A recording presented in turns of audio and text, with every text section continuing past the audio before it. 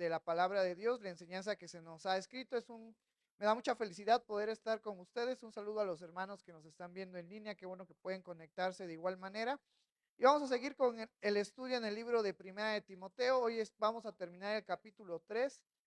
Te voy a invitar a que nos pongamos de pie y vamos al versículo 14. Vamos a darle lectura a estos tres versículos, 14, 15, 16, y después oramos por la palabra y vemos qué es lo que Dios tiene preparado para nuestras vidas. Espero que en ella encontremos ánimo, consuelo en esta semana que inicia, que podamos descansar en la palabra, en el conocimiento de Dios. Si a lo mejor vienes con algún problema, con alguna necesidad, también es buen momento para que le digas: Señor, necesito de tu ayuda. Y vamos a darle lectura de manera unida. Primera de Timoteo, capítulo 3, versículo 14 al 16. Dice la palabra del Señor: esto te escribo, aunque tenga la esperanza de ir pronto a verte, para que si tardo, sepas cómo debes conducirte en la casa de Dios, que es la iglesia del Dios viviente, columna y baluarte de la verdad. E indiscutiblemente grande es el ministerio de la piedad. Dios fue manifestado en carne, justificado en el Espíritu, visto de los ángeles, predicado a los gentiles, creído en el mundo, recibido arriba en gloria. Vamos a orar por la palabra en esta hermosa mañana. Gracias, Señor, por tu amor. Gracias, Padre, por tu misericordia. Gracias por tu bondad, porque tú eres fiel en nuestras vidas. Tú eres maravilloso. Te damos las gracias, Padre, por la oportunidad que tú nos has permitido de poder levantarnos, de poder estar con vida, de poder disfrutar de esta mañana. Gracias, Señor, porque también tú nos has permitido, has dispuesto en nosotros el poder estar aquí en tu casa para alabarte, para glorificar tu nombre, para reconocer nuestra necesidad, nuestra dependencia de ti, Señor. Gracias por los hermanos, las hermanas, los niños, adolescentes, jóvenes que podemos estar en esta mañana. Yo te pido, amado Padre, que tú prepares nuestra mente, prepares nuestro corazón, prepares nuestro ser para poder recibir tu palabra con humildad, con mansedumbre, que la retengamos en nuestra mente, en nuestro corazón y que la practiquemos, Señor. Yo te pido que tú nos ayudes a estar concentrados a tu palabra y que tu palabra y el Espíritu Santo trabajen en nuestras vidas, trabajen en nuestra mente, trabajen en nuestro corazón, recordando lo que dice tu palabra, que aquel que inició la obra en nosotros la perfeccionará. Señor, te alabamos, glorificamos tu nombre, recibe toda la gloria y toda la honra en el nombre maravilloso de tu Jesús, que es sobre todo nombre. Amén, amén. Puedes tomar tu lugar.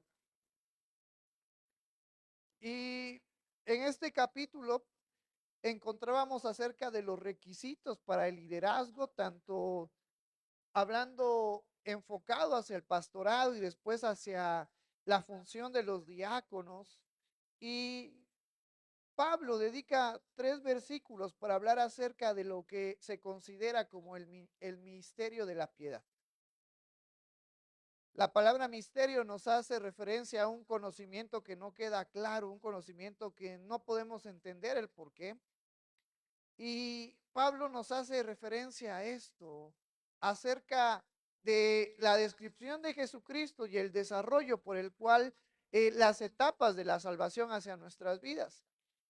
En este versículo 14 nos dice Pablo: esto te escribo, aunque tengo la esperanza de ir pronto a verte. Porque Pablo, como habíamos mencionado cuando iniciábamos esta epístola, esta carta a Timoteo, por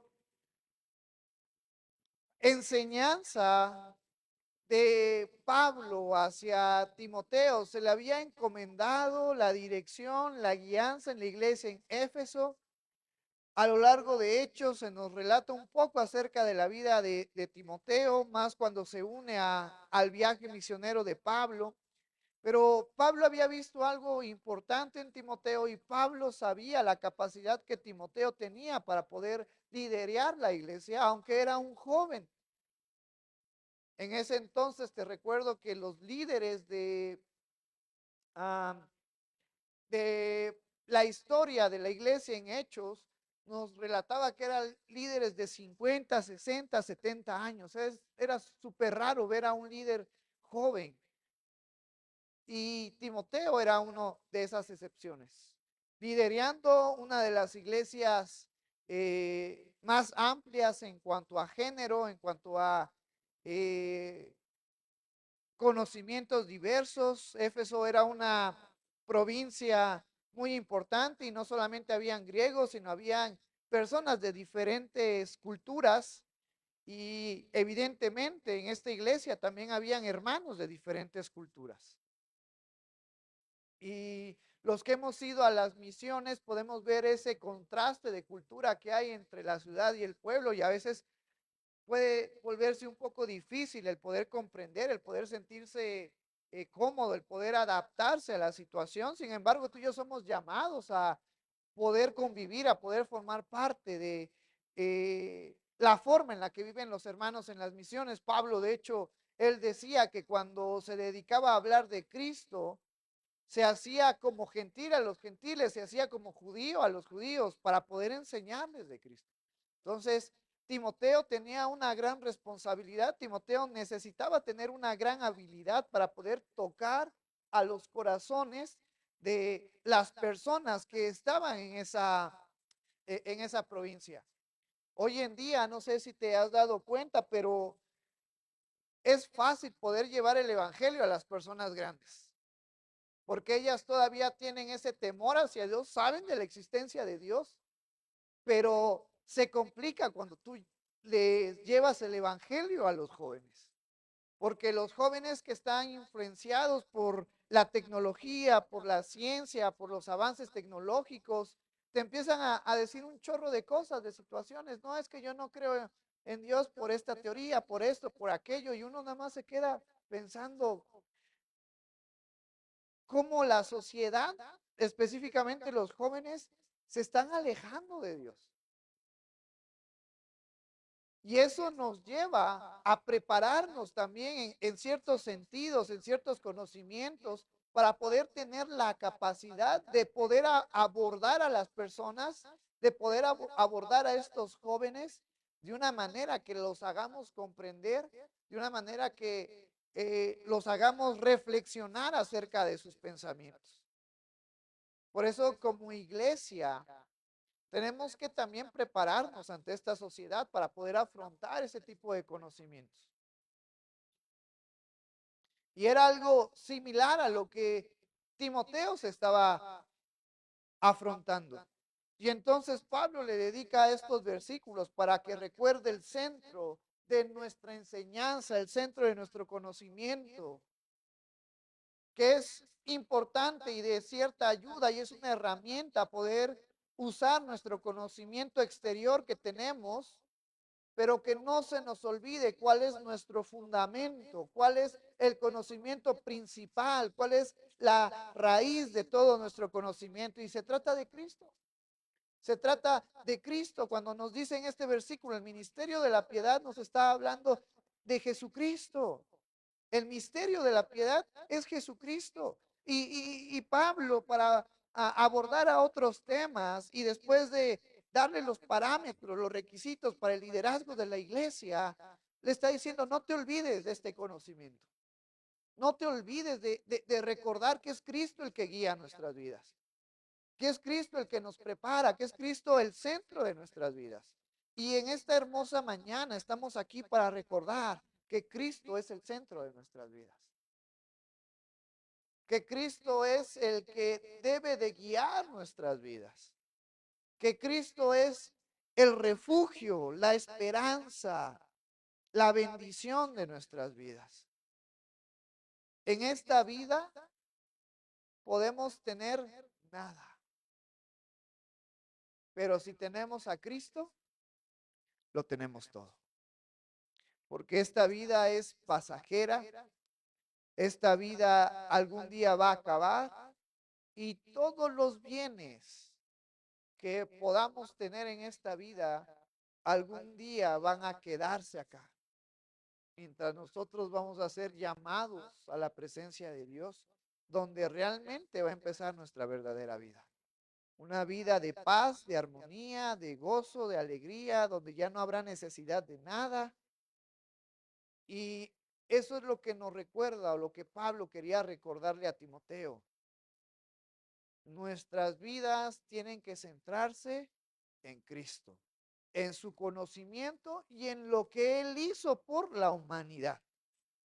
El cómo nos trae la salvación a nuestras vidas, reconociendo primeramente que nosotros somos personas caídas, personas imperfectas, personas con muchos errores. Sin embargo, Cristo vino a morir por nosotros, gente que no merecíamos ser salvos. Y Pablo quería transmitirle este conocimiento de una manera personal a Timoteo. Sin embargo, Pablo comprendía que aunque él quería hacer muchas cosas, dependía de la voluntad y de la guianza del Espíritu Santo en su vida. En alguna ocasión en Hechos tenemos que Pablo quería ir hacia a Europa, pero el Espíritu Santo lo guió hacia otra dirección. Por eso dice en este versículo 14, esto te escribo, aunque tengo la esperanza de ir pronto a verte. Sin embargo, Pablo estaba sujeto a la voluntad de Dios y a donde Dios lo llevara. Y esto a lo mejor podemos aprender algo práctico. ¿Cuántos de nosotros trazamos, escribimos, tomamos tiempo en reflexionar qué es lo que quiero para mi vida? ¿Qué es lo que quiero hacer en mi vida? ¿Cuáles son mis metas, mis propósitos, las actividades que yo quiero realizar en estos meses, en este año 2025? Y está bien, pero muchos de ellos a lo mejor no se van a cumplir, porque Dios tiene otros propósitos para nuestras vidas. Y eso en el sentido nos hace reflexionar y decir, yo voy a trazar, voy a ser organizado en mi tiempo, en mis actividades, en lo que yo quiero hacer, en lo que yo quiero realizar, pero siempre estar abierto a lo que Dios quiere para nosotros. Siempre estar preparados, recordando que en algún momento Dios nos va a llamar hacia algún lugar, hacia una zona en específico, hacia un ministerio, hacia algún lugar, hacia alguna actividad. Y tenemos que ceder, tenemos que decir, si es lo que Dios quiere para mi vida, lo voy a hacer. ¿Cuántos de nosotros en estos meses ya pasamos enero, pasamos febrero, ya estamos a unos días, a una semana y unos días de poder terminar ya este tercer mes de este año? ¿A cuántos de nosotros a lo mejor nuestros planes no se han llevado a cabo como nos hubiera gustado en el primer día que iniciamos este año? Y a lo mejor eso puede causarnos desánimo, puede causarnos tristeza. Y es normal porque somos humanos con sentimientos, con emociones. Pero eso nos hace recordar que Dios tiene un plan para nosotros. Y que su plan es mejor que aquel plan que yo pensé o que yo medité en el inicio del año. Dios tiene planes mejores para cada uno de nosotros, y si a lo mejor estás pasando en un proceso de cambios, en un proceso donde no te veías venir lo que estaba sucediendo, recuerda, Cristo tiene el control de nuestras vidas.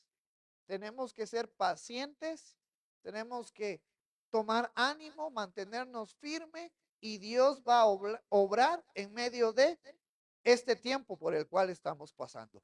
Se me viene a la mente lo que Pedro decía, porque ante estas situaciones es normal que nos sintamos desanimados, tristes, enojados, diferentes sentimientos encontrados en nuestras vidas, pero Pedro decía que aprendiéramos a poner nuestra ansiedad en Dios, porque Él tiene cuidado de nosotros. Entonces, a lo largo de estos 3 capítulos, de una manera interesante, Pablo le está diciendo a Pedro Van a haber muchas cosas que van a salir fuera de tu control, pero aprende, recuerda que Cristo es el centro de nuestras vidas. Y en esta hermosa mañana aún estamos para recordar que ante la adversidad echemos nuestras cargas, nuestra ansiedad, lo que nos preocupa, lo que nos atemoriza, nuestra incertidumbre, lo dejemos en las manos de Dios, en las manos de Cristo, porque Él tiene cuidado de nosotros. Entonces yo te invito, hermano, hermana, en esta hermosa mañana, tomemos ánimo, tomemos fuerza, sigamos adelante, firmes en nuestra fe, no desmayemos, sino continuemos firmes, porque es parte de lo que hemos estado viendo en estos 3 domingos anteriores. Parte del liderazgo es la firmeza, la fe, el mantenernos firmes, y que al final de cuentas, aunque yo no soy líder, sino a lo mejor soy un miembro de la iglesia, pero ambos, tanto los líderes como los miembros de la iglesia, estamos facultados y estamos llamados a permanecer firmes en nuestra fe, a mantener nuestra fe en Cristo, a poder confiar en Él, porque las bendiciones que Dios tiene para nosotros no son para los pastores, no son para los líderes, son para los hijos de Dios. Y tú y yo somos hijos de Dios. Porque cuando Pedro le dice a la iglesia que aprendamos a poner nuestra ansiedad, a dejar nuestra ansiedad, a dejar nuestras preocupaciones en Cristo, no estaba diciendo solamente los líderes, o solamente aplica para los pastores, o solamente aplica para ciertos hermanos. Pedro le está hablando a la iglesia en general, porque todos tenemos el mismo valor, porque todos somos amados por igual ante Dios, porque Dios quiere bendecirnos, quiere bendecir a sus hijos, y todo aquel, como lo veíamos en Romanos, todo aquel que confiesa con sus labios que Jesús es su Señor y que cree en su corazón que Dios le levantó de entre los muertos, será salvo. Todo aquel que hace estas dos acciones es hijo de Dios. Y también es interesante abordar este versículo, que estas palabras que Pablo quería transmitir de manera personal a Timoteo eran de ánimo, de enseñanza, pero que probablemente no lo iba a poder transmitir de una manera personal, sino que lo escribió en una carta que le llegó a Timoteo, y Timoteo la leyó. ¿Y qué tiene que ver esto que te acabo de decir? Porque muchas veces humanamente queremos apoyo moral personal, sentirlo, pero por diversas circunstancias, a lo mejor ese apoyo moral personalmente, físicamente, no se llega a ver, no se llega a sentir, pero tenemos la palabra de Dios, que es nuestro apoyo moral, nuestro ánimo, nuestro esfuerzo, nuestra dirección, y debemos de tomarla y debemos de concentrarnos en ella.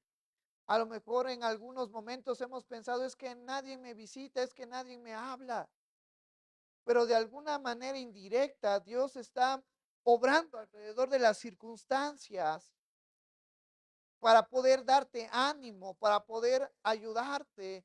Y una de las maneras que siempre va a estar ahí dispuesta para darnos ánimo, dispuesta para corregir nuestra mente, para corregir nuestras pisadas, para guiarnos al camino correcto, es la palabra de Dios. Una enseñanza de un conocimiento maduro es que cuando tú te sientas desanimado, es que cuando tú te sientas perdido, está bien si algún líder va y te habla, pero la mejor herramienta, el mejor ánimo, la mejor enseñanza no viene del hombre, viene de la boca de la palabra de Dios. Y ella se ha escrito y se ha mantenido a lo largo de los años y es las sagradas escrituras. En ella tú y yo podemos descansar.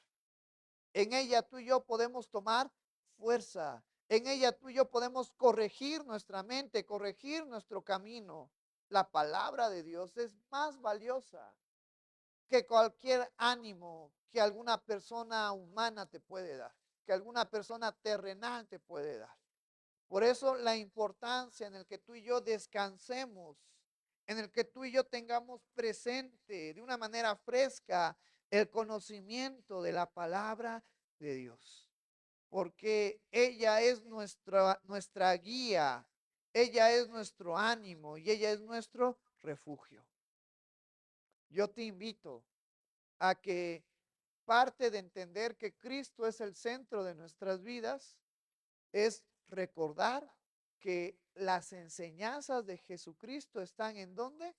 En su palabra. Por eso Jesucristo dijo, cielo, los cielos y la tierra pasarán, mas mi palabra no pasará. Y generaciones tras generaciones han pasado. En algún momento nosotros ya no vamos a estar aquí. En algún momento los chiquillos que ahorita están en sus clases van a estar aquí tomando las lecciones, enseñando, conviviendo. Y la misma palabra que hoy estamos estudiando, van a estar estudiándola ellos. Y esta misma palabra que hoy en el 2025 estamos estudiando, hace más de cientos de años, es la misma que se ha estado estudiando. Y esta misma palabra que tú y yo estamos estudiando ha cambiado la vida de muchas personas. Tú y yo somos pasajeros, pero la palabra de Dios permanece fiel. A tal grado que cuando tú y yo seamos llamados ante el tribunal de Cristo, esta palabra que estamos estudiando va a estar presente y va a ser el parámetro para saber qué premios, qué galardones, qué talentos vamos a recibir. Esta palabra va a estar presente cuando la humanidad sea juzgada ante el trono blanco, el gran trono blanco de nuestro Señor Jesucristo, donde esta palabra va a ser el parámetro para decirle a todas esas personas que tristemente van a ser arrojadas al lago de fuego.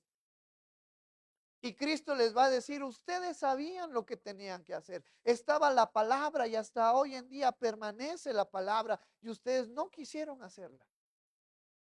Por eso es importante entender la autoridad y la importancia que tiene la palabra de Dios.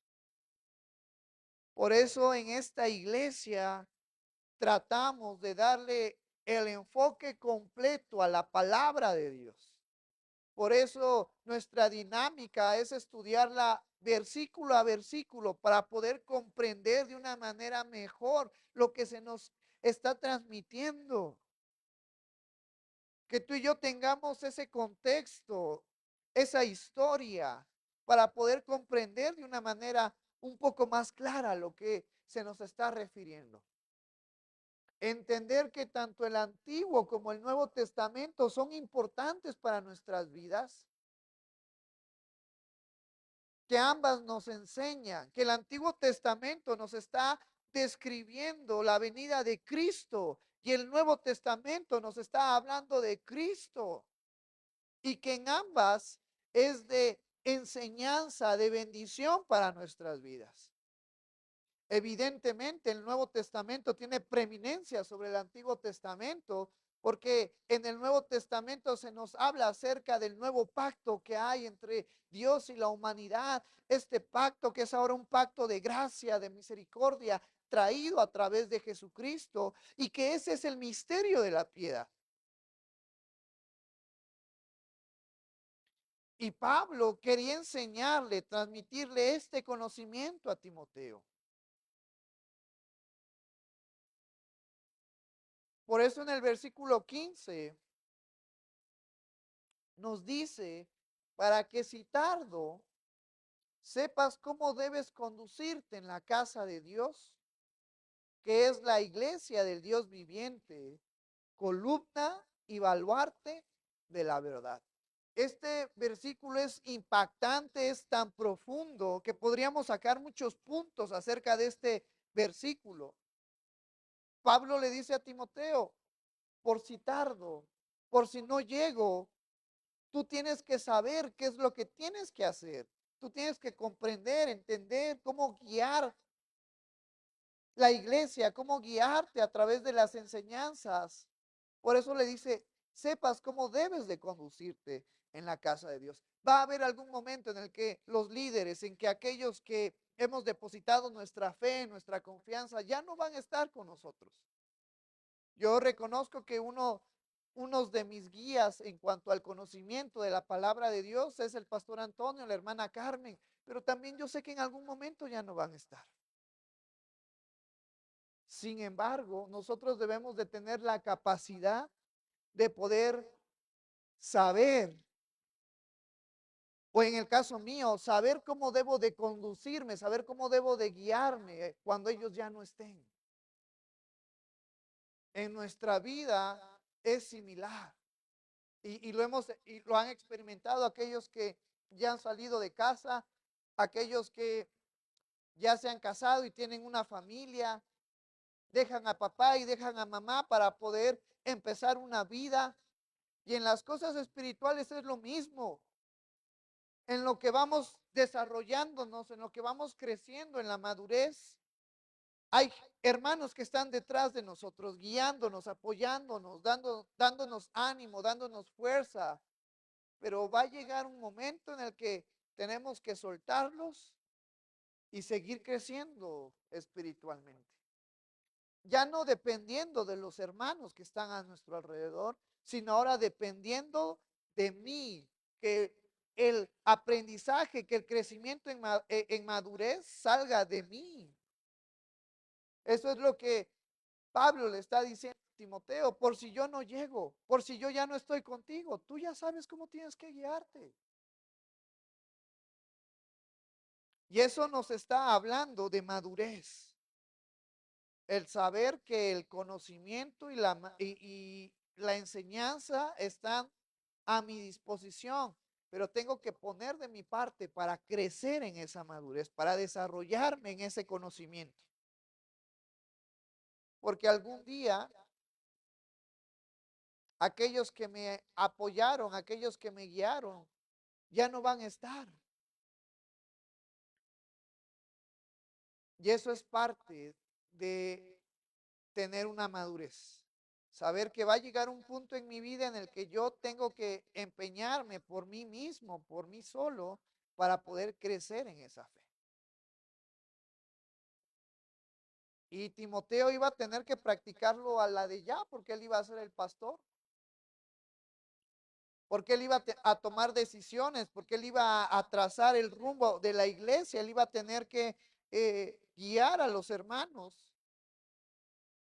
Y eso es lo interesante de esta ordenanza, de este orden que se le da a Timoteo, porque Timoteo era un joven. Muchos consideraban que los líderes deberían de ser aquellos que ya eran mayores, que ya habían experimentado, vivido, teniendo experiencias acerca de Cristo.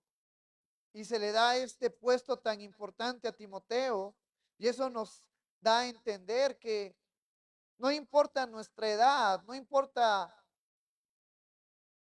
nuestra experiencia, lo que importa es tener ese deseo y aplicar para poder ser algún líder de la iglesia, y Dios va a obrar en medio de nuestras necesidades, en medio de nuestras carencias, en medio de nuestra debilidad. De eso se trata también, el saber que Cristo es el centro de nuestras vidas. Que podemos tener muchos defectos, que podemos tener muchas deficiencias y que a lo mejor humanamente yo no puedo quitar esas deficiencias que hay en mí, pero Cristo sí las puede quitar. Que humanamente yo no tengo la capacidad de poder ser líder de algún ministerio, de alguna iglesia, pero Cristo me puede dar la facultad para poder desenvolverme y realizar un buen ministerio en mi vida. Y en el ministerio al que soy llamado y en la iglesia en la que estoy.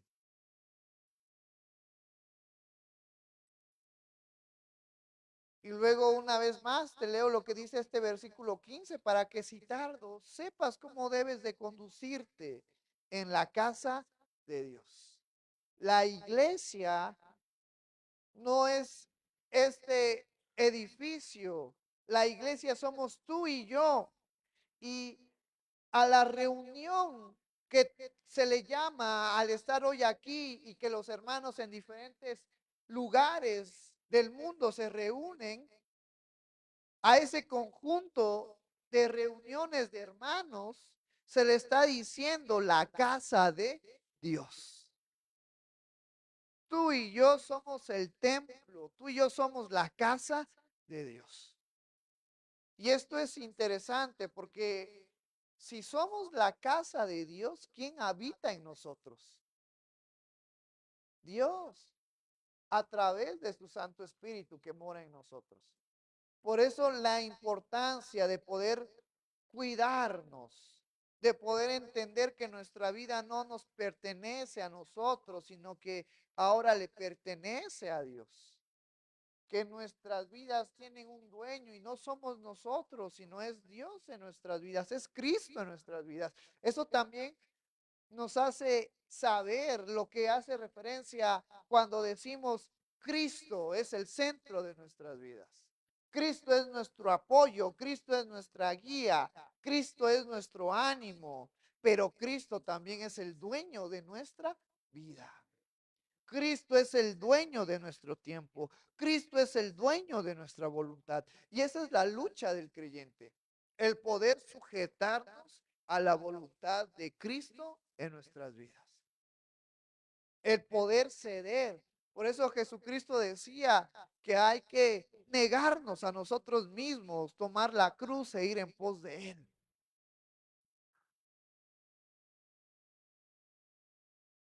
Por eso decimos que el mayor enemigo del cristiano es uno mismo, la concupiscencia que hay dentro de nosotros. La lucha fuerte que tú y yo tenemos es personal, porque humanamente queremos hacer muchas cosas. Y vamos a la palabra de Dios y recordamos que Cristo es el dueño de nuestro tiempo y el dueño de nuestras vidas. Y que debemos de sujetarnos a su voluntad.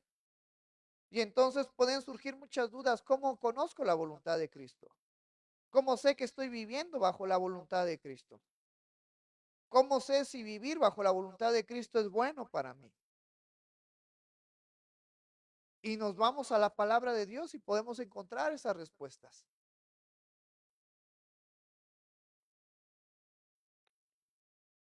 Y podemos deducir que llevar una vida plena, que sentirnos autorrealizados, es saber que lo tenemos todo en Cristo. Dentro de la psicología hay la pirámide de Maslow y la pirámide de Maslow se conforma de ciertas secciones. Empieza la base y luego vas escalando. La base es suplir las necesidades fisiológicas, después el sentirte querido, amado, el tener relaciones sociales. Y conforme tú vas cumpliendo estas secciones de esta pirámide, llegas al punto esencial e importante que se conoce como aquella que trae la felicidad al humano y que es la autorrealización. Y la autorrealización puede ser subjetiva dependiendo de cada uno de nosotros.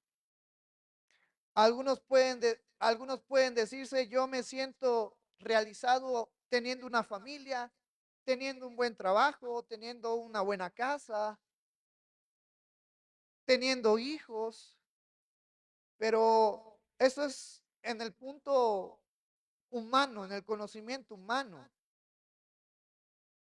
porque la autorrealización en nuestras vidas objetiva, la que es verdadera, es cuando está Cristo ya en nuestras vidas. Es cuando tú y yo ya somos salvos. Es cuando tú y yo ya no somos más enemigos de Dios. Es cuando tú y yo hemos sido reconciliados con nuestro Creador. Es cuando tú y yo somos llamados hijos de Dios. Esa es la verdadera autorrealización. Eso es lo que nos anima a afrontar todas las necesidades en esta vida, porque mientras estemos en esta vida, en algún momento vamos a carecer de ciertos aspectos en nuestras vidas, desde las áreas básicas, como es la alimentación, desde sentirnos queridos, desde perder amistades. Vamos a estar en constante cambio, pero lo que nunca va a cambiar es que Cristo nos va a amar. Lo que nunca va a cambiar es que Dios nos trata y nos ve como sus hijos. Y eso nos motiva a poder afrontar las necesidades, los picos bajos y altos de nuestras vidas, sabiendo que Dios, sabiendo que Cristo tiene cuidado de nosotros. Y eso nos lleva a poder conducirnos en la casa de Dios, que somos tú y yo, no este edificio, somos tú y yo. La casa de Dios está haciendo referencia a nosotros, a poder guiarnos, a poder conducirnos de una manera adecuada, en armonía, en gozo, en paz, unos con otros. Sabiendo que Dios tiene cuidado de nosotros, sabiendo que nosotros estamos aquí para apoyarnos, para animarnos, sabiendo que Dios mora en nosotros, sabiendo que Dios está presente en nosotros. Y eso particularmente a mí me anima a decir lo que también se nos dice en Romanos, que si Dios está con nosotros, ¿quién contra nosotros? Pero tenemos que creerlo, tenemos que recordarlo, tenemos que vivirlo.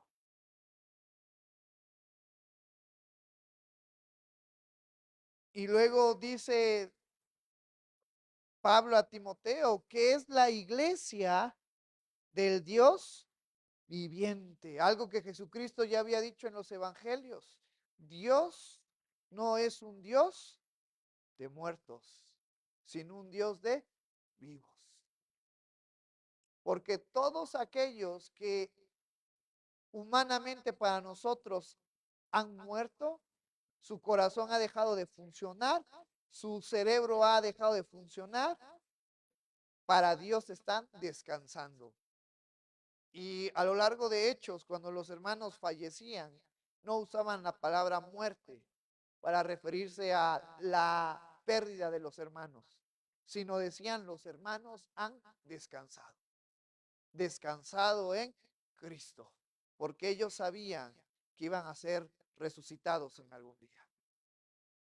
Y nosotros también creemos y confiamos que aquellos hermanos que han muerto en esta vida están descansando con Dios y en algún momento ellos van a ser resucitados. Por eso es que Dios no es un Dios de muertos, sino un Dios de vivos. Por eso nos dice en este versículo que es la iglesia del Dios viviente. Un Dios que tiene el poder, que tiene la facultad, que tiene la autoridad, que tiene la potencia de poder dar vida en medio de la muerte, de poder restaurar en medio de la pérdida, de poder sanar en medio de la enfermedad, porque Dios es un Dios de vivo, es un Dios viviente. Y eso es lo que tú y yo debemos de mantener en nuestro estandarte, en nuestro conocimiento. Es lo que tú y yo debemos defender, porque estos puntos nos están hablando de poder mantenernos firmes en nuestro conocimiento ante la adversidad, ante los diferentes conocimientos que puedan aparecer en estos años y en los años de el que se le estaba hablando a Timoteo. Nosotros pertenecemos a un Dios vivo, a un Dios que no ha muerto, a un Dios que no ha cambiado, a un Dios que no ha perecido, sino un Dios que sigue siendo el mismo de ayer, de hoy y por los siglos. Y debemos de mantenernos y el conocimiento que se nos ha dado debe de permanecer completo. Por eso en Apocalipsis, cuando Jesucristo le está dando el mensaje final a Juan, y dice, cualquiera que quite o cualquiera que agregue a este mensaje va a tener consecuencias. Porque Dios no ha pasado de moda, porque Dios sigue vivo, porque Cristo sigue vivo, porque el sacrificio que Jesucristo hizo hace más de 2000 años sigue estando presente hoy en día, sigue teniendo el mismo poder para poder traer salvación a las personas. Porque ese Cristo que se nos habla en los evangelios, que hacía milagros, hoy en día sigue haciendo milagros.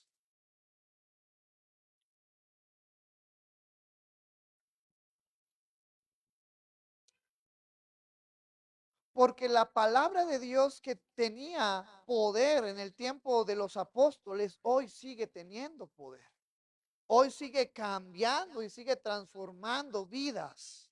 Y ejemplos tenemos muchos. Por eso Pablo le dice a Timoteo que es la iglesia del Dios viviente. Un Dios que no está muerto, sino un Dios que se manifiesta.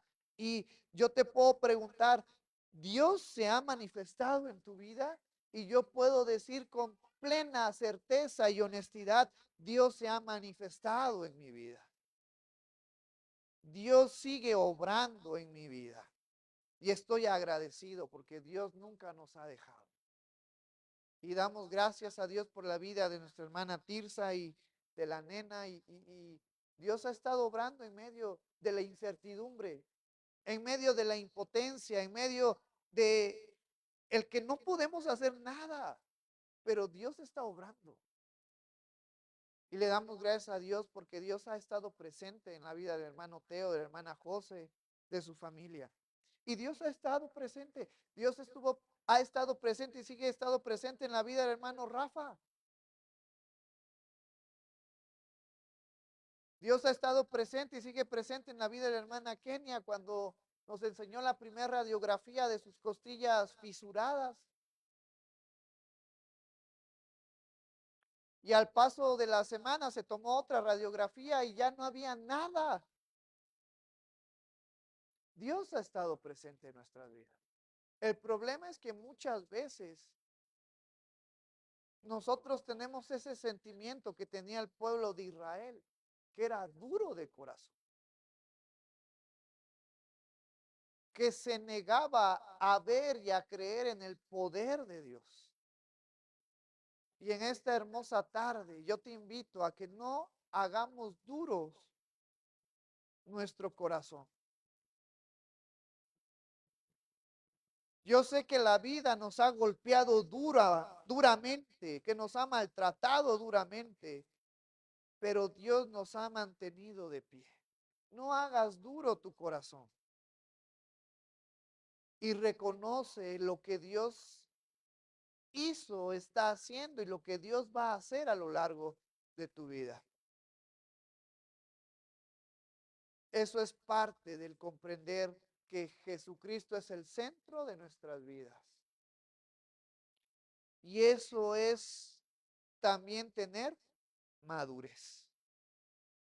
Porque te recuerdo, antes de empezar con el libro de Timoteo, terminábamos o habíamos estudiado Hebreos. Y en Hebreos, el contexto de esta carta que fue escrito en Hebreos a los hermanos judíos, era hermanos que estaban pasando por persecución. hermanos que estaban siendo arrestados por el gobierno romano, que estaban siendo llevados al Coliseo romano allá en Italia, que los ponían en el centro del Coliseo y se reunía la multitud para ver lo que iba a pasar con ellos. ¿Y sabes qué hacían? Les soltaban a animales salvajes para ser comidos. Y dentro de las historias nos dicen que estos hermanos que fueron llevados a estos coliseos, antes de que fueran liberados los leones para comerse a estos hermanos, los hermanos empezaban a cantar himnos. Y ninguno se arrepintió de su fe.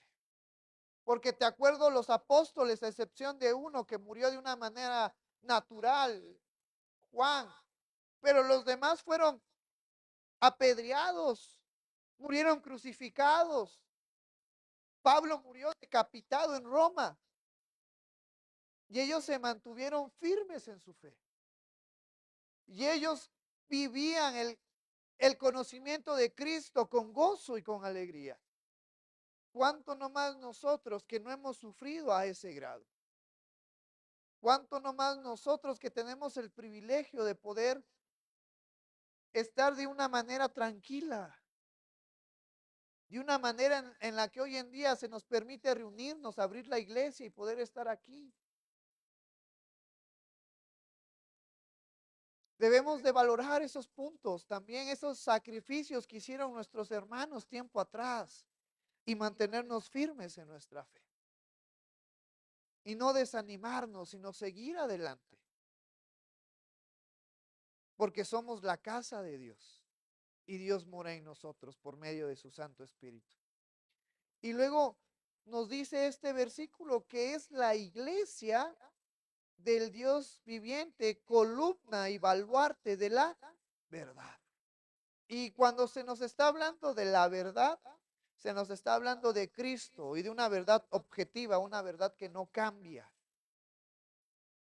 Y parte de nuestro conocimiento y de nuestra lucha y de nuestro trabajo y de nuestra encomienda es mantenernos firmes a los fundamentos que encontramos en la Biblia. Y ese es el gran reto ahora como iglesia. Ese es el gran reto colectivamente que tú y yo tenemos, mantenernos firmes, mantenernos en la verdad. Y va a ser una lucha con la sociedad. Va a ser una lucha con esta sociedad abierta a muchos conocimientos, a nuevas formas de vida. Oaxaca fue uno de los primeros estados en poder permitir el matrimonio homosexual.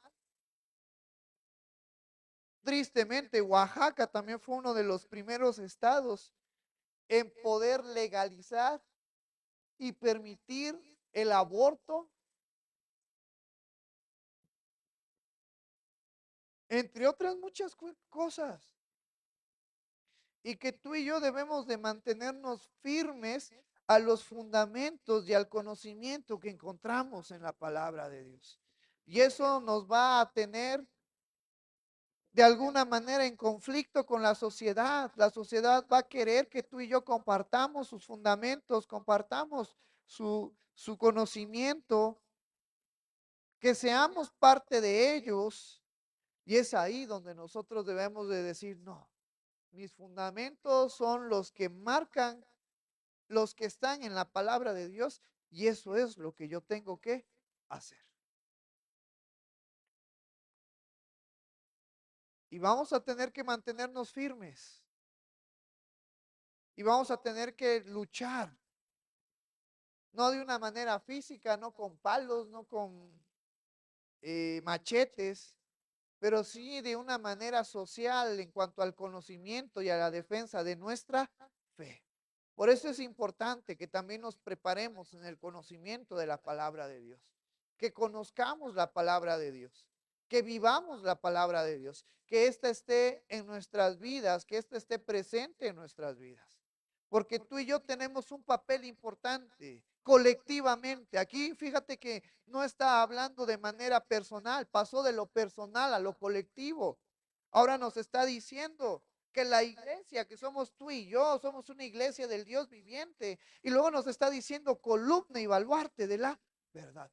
Tú y yo, parte de nuestro trabajo colectivo como iglesia es defender nuestra fe, mantenernos firmes. Y eso conlleva a tener una armonía unos con otros para poder mantener nuestra fe.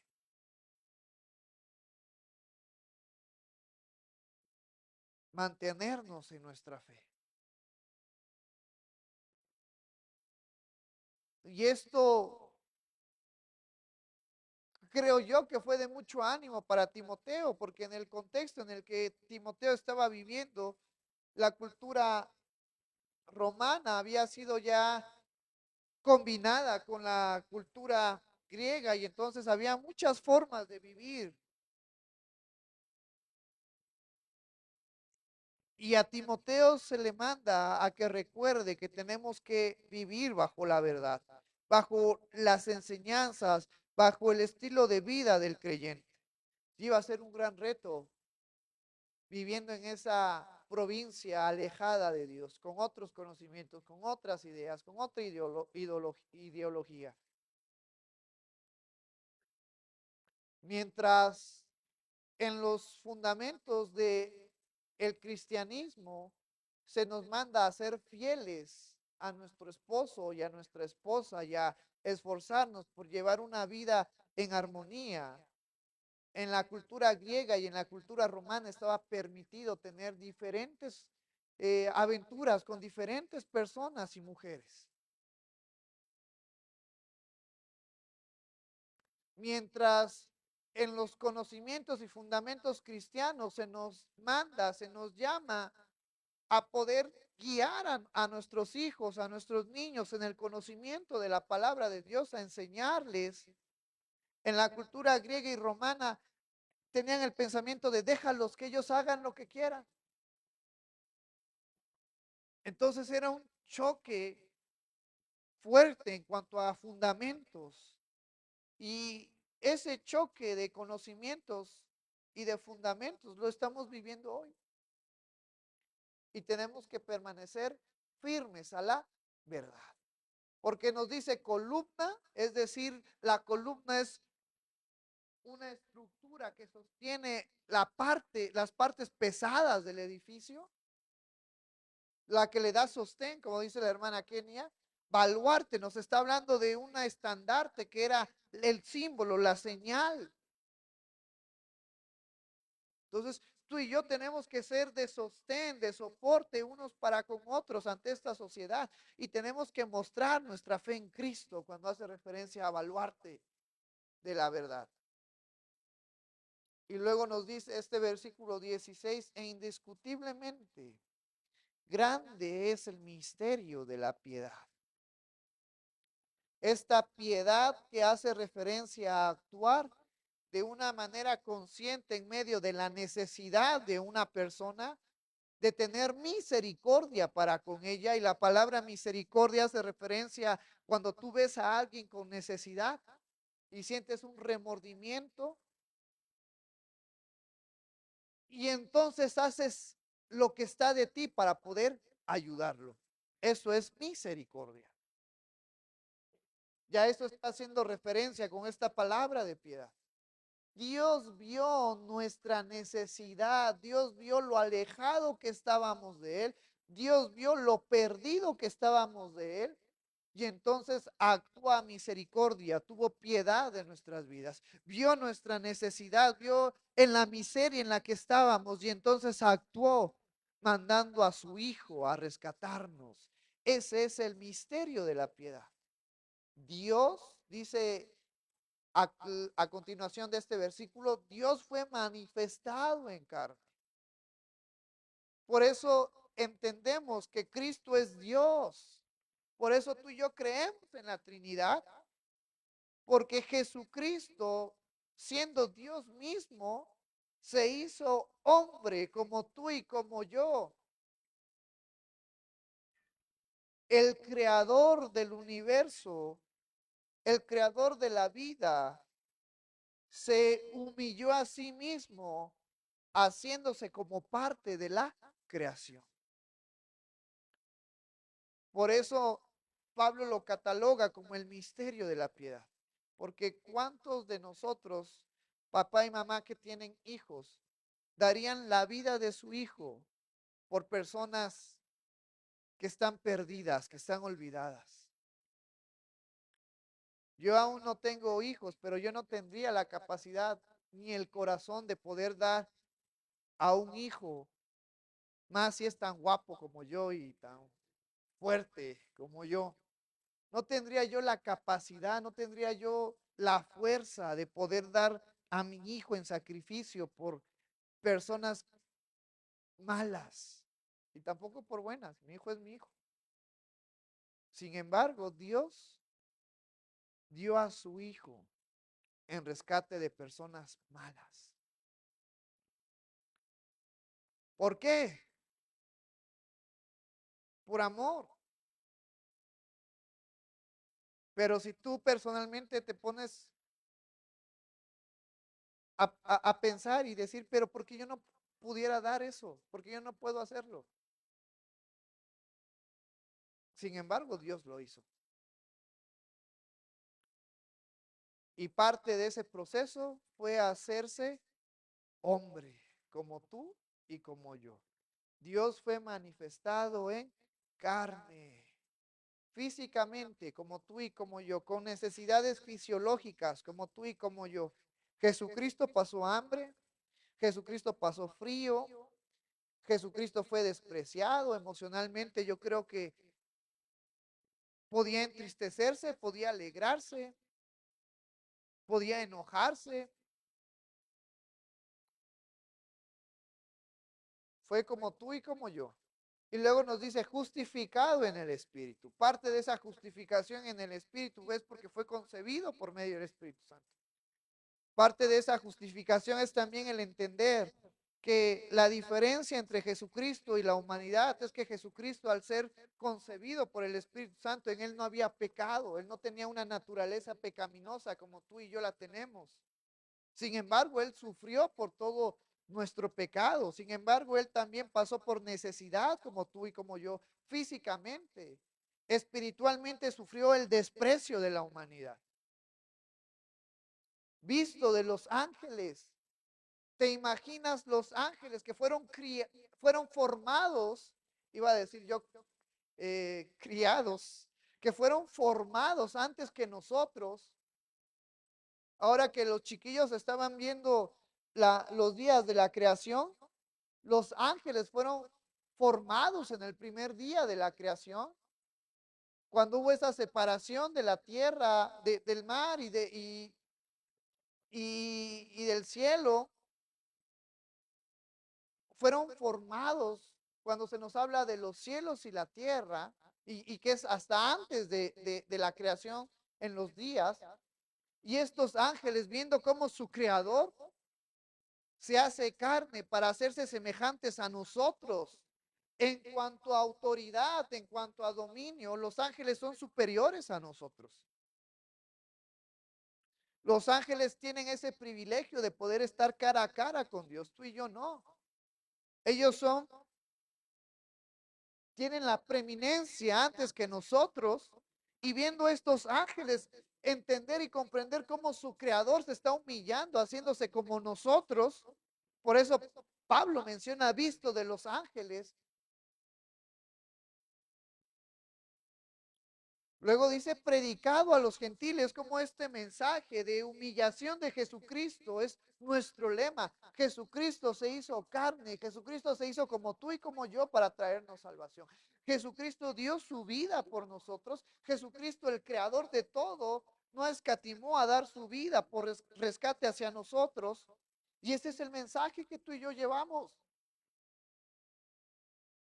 Creído en el mundo, porque este mensaje tiene poder de impactar la vida de las personas, porque este mensaje tiene poder de cambiar la vida de las personas. Ha cambiado mi vida, ha cambiado la tuya y sigue cambiando y seguirá cambiando la vida de muchas personas. ¿Cuál es este mensaje? El que Jesucristo vino a esta tierra, dio su vida por nosotros y resucitó al tercer día. Por eso Pablo termina este capítulo diciendo, recibido arriba en gloria. Y para poder entender mejor este mensaje, este misterio de la piedad, te voy a invitar que vayas conmigo a Filipenses. Y ya para ir terminando también, Filipenses capítulo 2.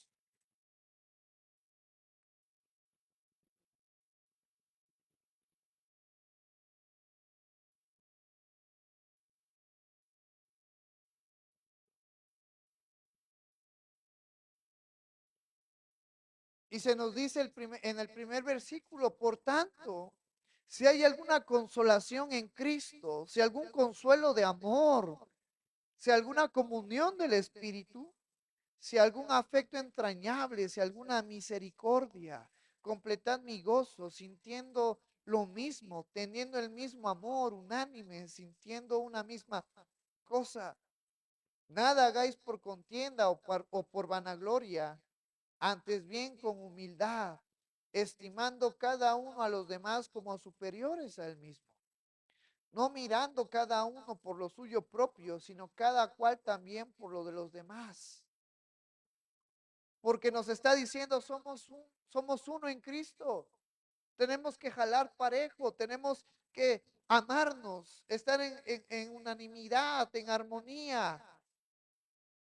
Porque los siguientes versículos nos va a hablar de este misterio de la piedad, de lo que Cristo llegó a hacer y de lo que ahora tú y yo debemos de practicar, el que tú y yo debemos de seguir, de vivir las pisadas de nuestro Maestro, el consejo y la enseñanza de Jesucristo. Que eso se trata, el ser cristocéntricos, no solamente decir, yo soy cristiano, yo vengo a la iglesia, yo canto, yo alabo, yo me sé cantos, yo me sé versículos de la Biblia.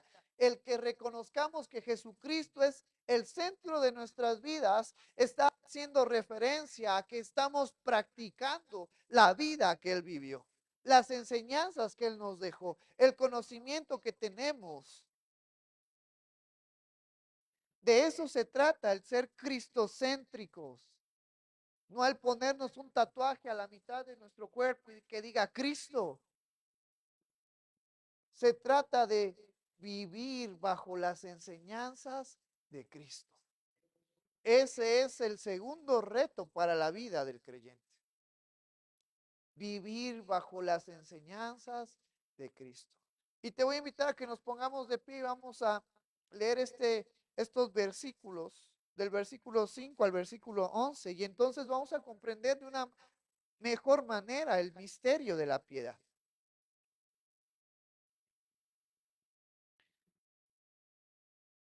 Dice este versículo, todos juntos, haya pues en vosotros este sentir que hubo también en Cristo Jesús, el cual siendo en forma de Dios, no estimó el ser igual a Dios como cosa a que aferrarse, sino que se despojó a sí mismo, tomando forma de siervo, hecho semejante a los hombres, y estando en la condición de hombre, se humilló a sí mismo, haciéndose obediente hasta la muerte y muerte de cruz, por lo cual Dios también le exaltó hasta lo sumo y le dio un nombre que es sobre todo nombre, para que en el nombre de Jesús se doble toda rodilla de los que están en los cielos y en la tierra y debajo de la tierra, y toda lengua confiese que Jesucristo es el Señor, para gloria de Dios Padre. Puedes tomar tu lugar. En estos versículos que acabamos de leer podemos dividirlos en tres secciones. La primera es reconociendo y entendiendo la autoridad que tenía Dios, la autoridad que tenía Cristo. En Génesis, versículos capítulo 1, en los primeros versículos, podemos encontrar la Trinidad. De una manera clara se nos dice Dios, haciendo referencia al Padre, se nos dice que el Espíritu se movía sobre la faz de las aguas, hablando del Espíritu Santo. No encontramos de una manera literal en palabras Cristo, pero sí sabemos que Cristo estaba ahí cuando nos dice por medio y Dios habló y Dios dijo, sea la luz y fue la luz. ¿Qué usó Dios para formar la luz? La palabra, el verbo, la acción. Y luego el Evangelio de Juan nos aclara y nos dice que Cristo es el verbo, Cristo es la palabra de Dios. Entonces, en Génesis podemos encontrar la Trinidad y entendemos la misma autoridad y el mismo poder que tienen estos personajes de la Trinidad. Y entonces en la primera sección de estos versículos que leemos, se nos está hablando del poder, de la importancia que tenía Cristo en cuanto a la creación y la formación del universo. Luego más adelante en el Nuevo Testamento se nos dice que todo lo formado ha sido formado por medio de Cristo y nada de lo que haya sido formado no ha pasado por Cristo, en el sentido de que toda la creación tiene que ser pasada bajo la autoridad y el poder de Cristo. Y no hay cosa formada que no haya sido pasada por la autoridad de Cristo. Por eso nos dice este versículo, haya pues en vosotros este sentir que hubo también en Cristo Jesús, el cual siendo en forma de Dios, no estimó el ser igual a Dios como cosa que aferrarse. Cristo dijo, yo no voy a ser como ustedes. Yo no voy a ser parte de la creación. Yo no voy a pasar por las necesidades que ustedes pasan. ¿Por qué? Si yo soy el creador, sino Él se sometió a ser como tú y como yo.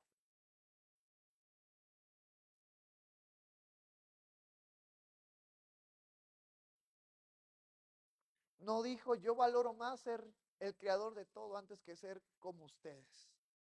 Cristo estuvo dispuesto a decir, voy a hacerme como ustedes para poder salvarlos. Por eso nos dice este versículo, sino que se despojó a sí mismo, tomando forma de ¿qué? De siervo.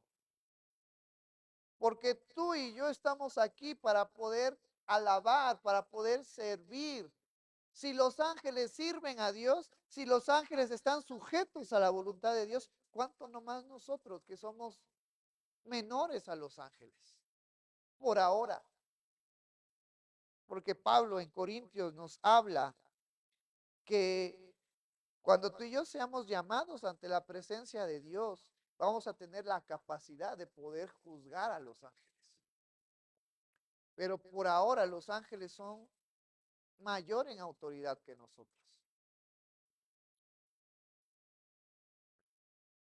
Tomando forma de siervo, hecho semejante a los hombres, y estando en la condición de hombre, se humilló a sí mismo, haciéndose obediente hasta la muerte y muerte de cruz. Entonces, Jesucristo se hizo como tú y como yo, se humilló porque Él siendo el dador de la vida, Él siendo el precursor de la vida, iba a entregar su vida, iba a morir. Y no solamente eso, no iba a morir de una manera digna, dentro de la cultura griega y dentro de la cultura judía. Para la cultura judía, morir crucificado era un pecado. Que una persona muriera colgada era señal de que estaba alejada de Dios. Y dentro de la historia en el Antiguo Testamento tenemos personajes que fueron colgados y que parte de la cultura judía era decir, hay que, ya que murieron, hay que luego quitarlos de ahí, porque es una maldición. Es saber que esta persona estaba tan perdida, tan alejada de Dios, que murió de esa forma. Dentro de la cultura romana, solamente, no todos los malhechores eran crucificados. Solamente lo peor de lo peor, la escoria de la escoria era crucificada. Jesucristo fue crucificado. Jesucristo fue considerado en aquella cruz la escoria de la escoria, lo peor de lo peor.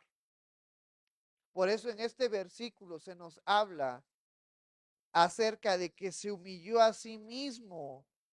Y Jesucristo sabía el significado, Jesucristo sabía el simbolismo. Y él fue obediente.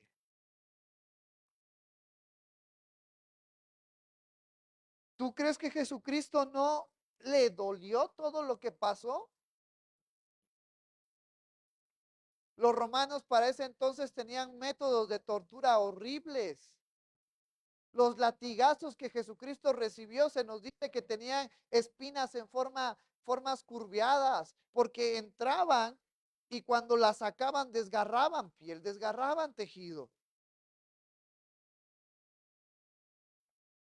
Jesucristo fue abofeteado, siendo él el creador del universo, siendo el creador de estas personas que ahora estaban en contra de él. Jesucristo fue obediente a pasar por toda esa humillación.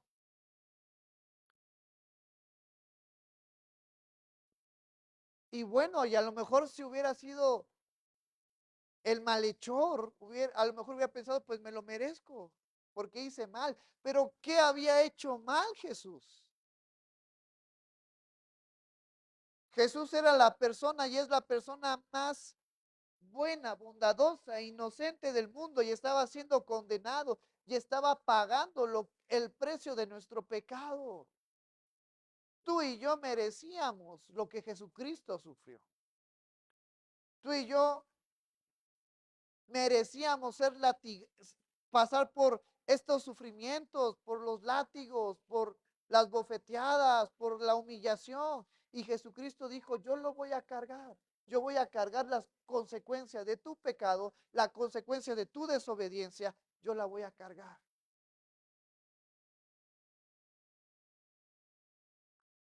Por eso se nos dice, haciéndose obediente hasta la muerte y muerte de cruz, que era lo más abominable de poder pasar.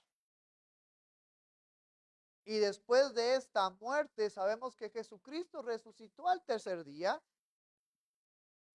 Por eso en el versículo 9 nos dice, por lo cual Dios también le exaltó hasta lo sumo. Y la palabra sumo es lo máximo que alguien puede tener en cuanto a premio y autoridad. Y le dio un nombre que es sobre todo nombre. El sacrificio que Jesucristo hizo por nosotros trajo beneficios para la humanidad. Fuimos salvos, fuimos reconectados, reconciliados con nuestro Padre. Ahora somos salvos por medio de Cristo. Y a Jesucristo humanamente se le dio lo máximo, la máxima autoridad. Porque ahora Jesucristo es representante nuestro. Porque ahora Jesucristo nos dice en Romanos capítulo 8 que está a la diestra del Padre intercediendo por nosotros. Para que en el nombre de Jesús se doble toda rodilla de los que están en los cielos y en la tierra y debajo de la tierra, y toda lengua confiese que Jesucristo es el Señor, para gloria de Dios Padre. Eso es entender y conocer que tú y yo somos Cristos céntricos. Entender el misterio de la piedad que se le habla a Timoteo y que en Filipenses de una manera abierta se nos da a entender.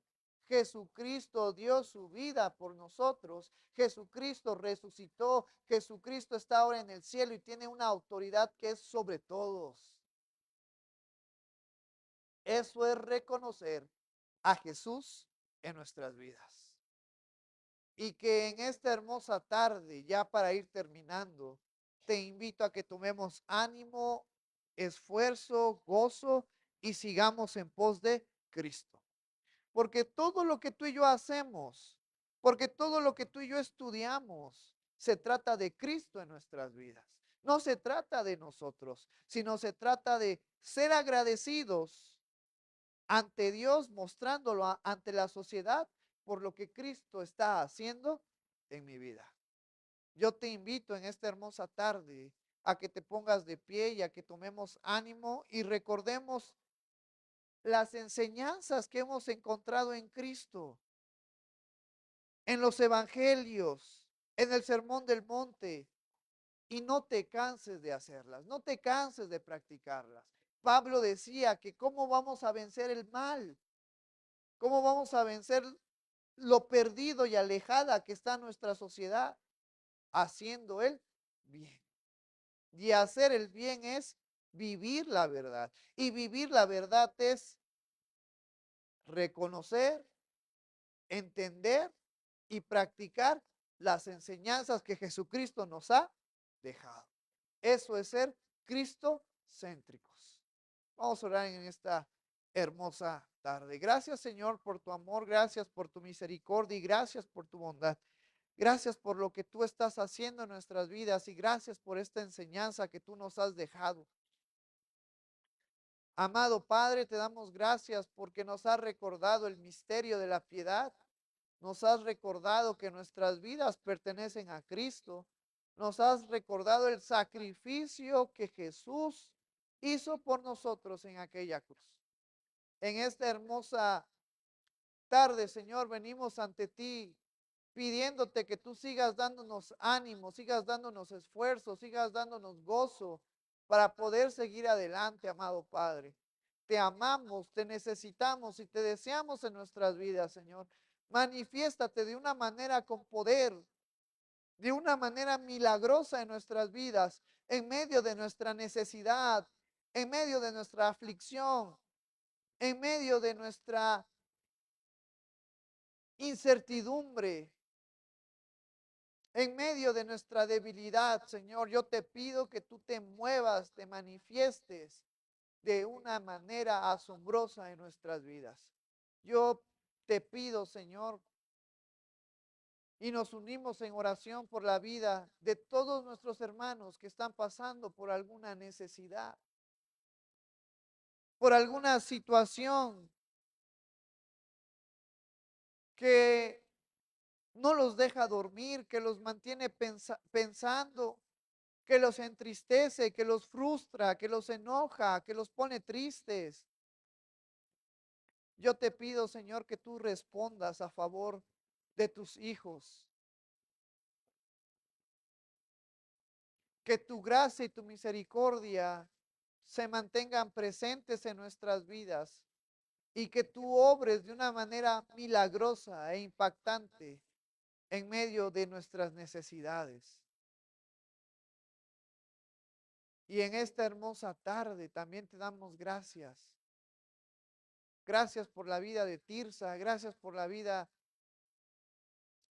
de esta bebé, Señor. Gracias por lo que tú estás haciendo y lo que tú seguirás haciendo en sus vidas, Señor. Gracias por la hermana José, por el hermano Teo.